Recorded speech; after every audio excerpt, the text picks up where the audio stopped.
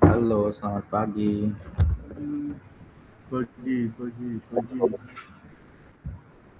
Pagi. Mulai bermunculan orang-orang yang sakit ya. Semoga kalian diberi kesehatan. Oke, jadi topik pagi ini yang pengen aku bawain itu adalah masalah diam yang sering kali disalahartikan. Karena memang diam itu sendiri bukan agreement. Itu adalah tempat berkembang biaknya asumsi dan tebak-tebakan. Nah, sebelumnya perkenalkan kembali saya Novan. Saya adalah seorang pengghosting handal yang sedang belajar untuk berkomunikasi dengan lebih baik. Dan topik kali ini sangat relate dengan saya karena relate dengan apa yang saya pelajari juga. Nah, sebelumnya aku pengen tanya dulu. Pernah nggak sih kalian kayak tanya nih ke seseorang,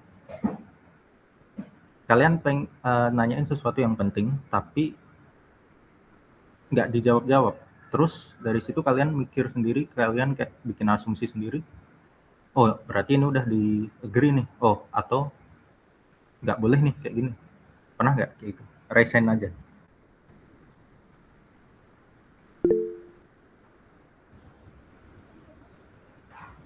Oke,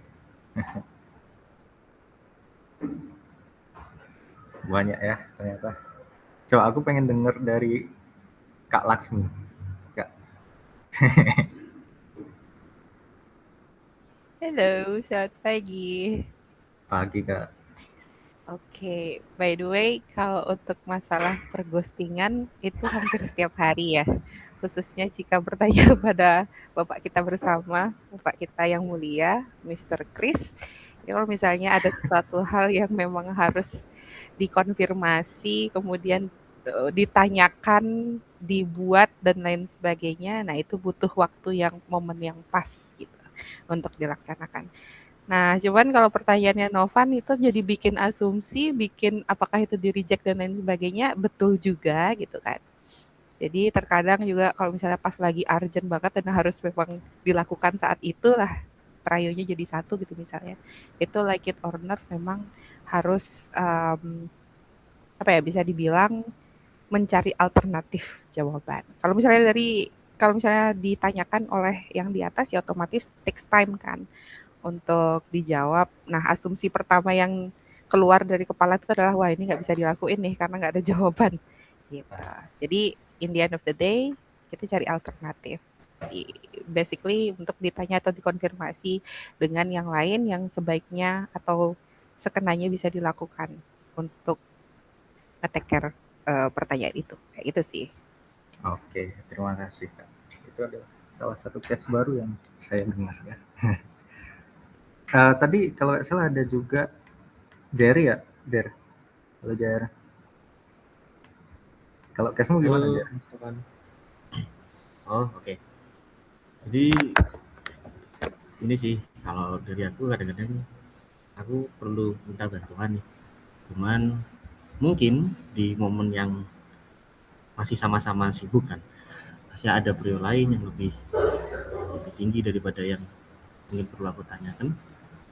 Ya mungkin aku jadi kadang malah diem sendiri, bikin asumsi. Kalau dari perspektifku mungkin ya, apakah orang ini ngacangin aku, apakah orang ini udah nggak peduli lagi sama aku, sangat Waduh, penting sekali kan. waduh, waduh. Ternyata terus aku tanya ChatGPT, ternyata ini tuh orangnya lagi sibuk, gak usah mikir kayak gitu. Oh iya, ternyata memang orangnya lebih lagi. Tapi habis itu biasanya aku cariin lewat offline sih. Aku sih Oke, gitu ya Mas Topan. oke. Terima kasih Kak Laksmi, terima kasih Jer. Nah, jadi kalau masih ingat eh, topik terakhir yang aku bawain itu juga soal silence kan. Tapi itu dari segi yang ngirim pesan. Nah, sekarang kita switch perspektif. Kalau kita dapat pesan, kita mungkin saja waktu itu sedang sibuk atau kita udah lihat tapi pengen dijawab nanti aja, oh nanti aja ini masih bisa nanti.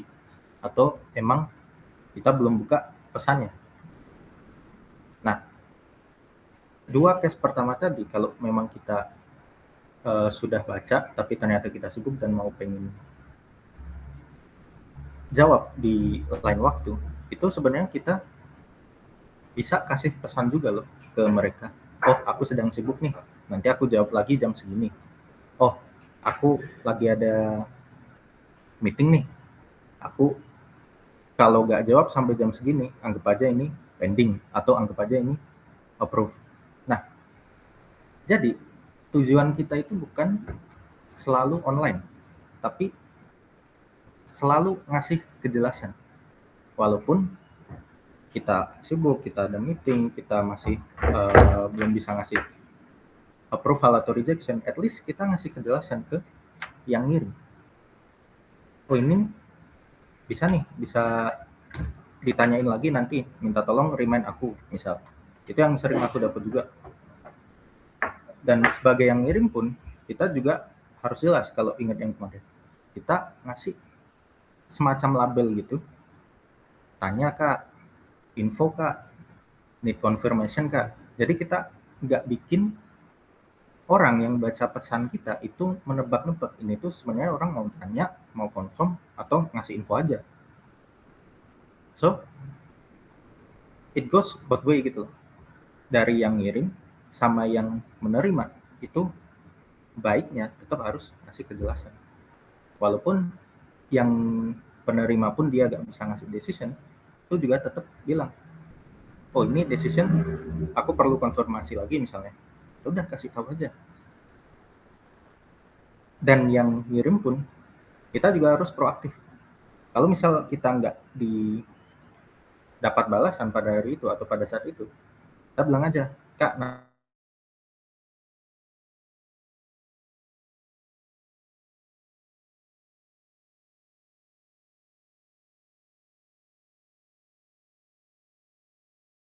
Di ghosting. Sinyalnya hilang.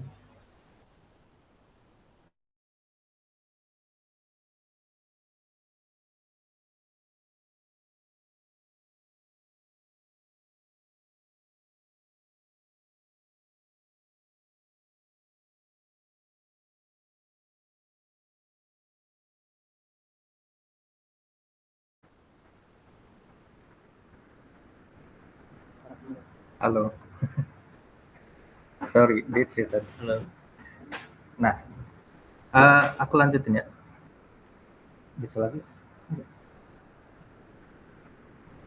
Iya. Ya,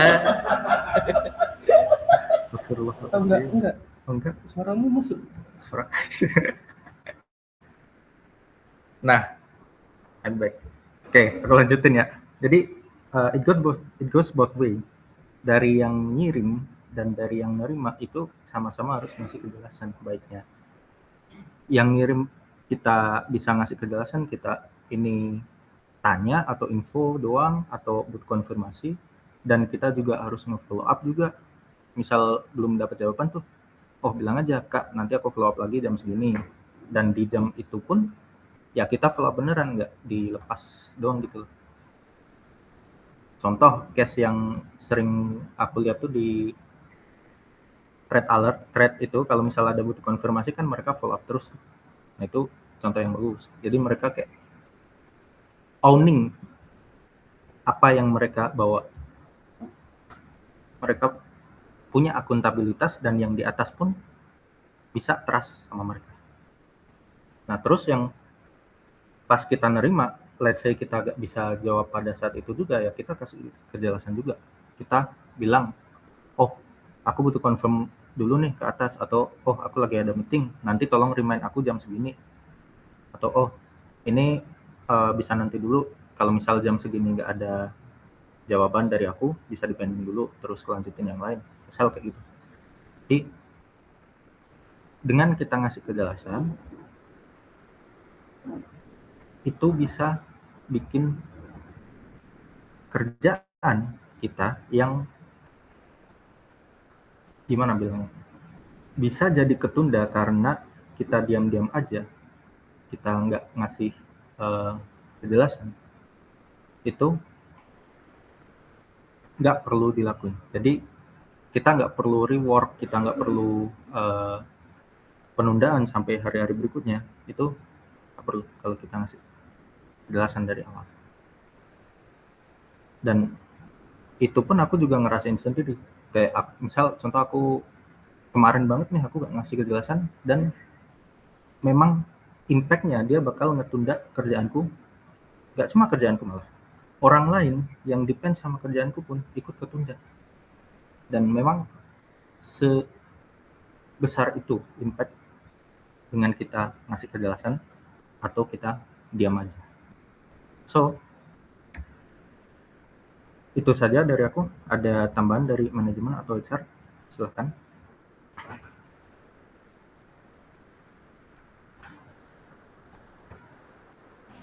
Dari aku nggak ada. Oke. Kalau tidak ada tambahan, aku tutup morning call hari ini.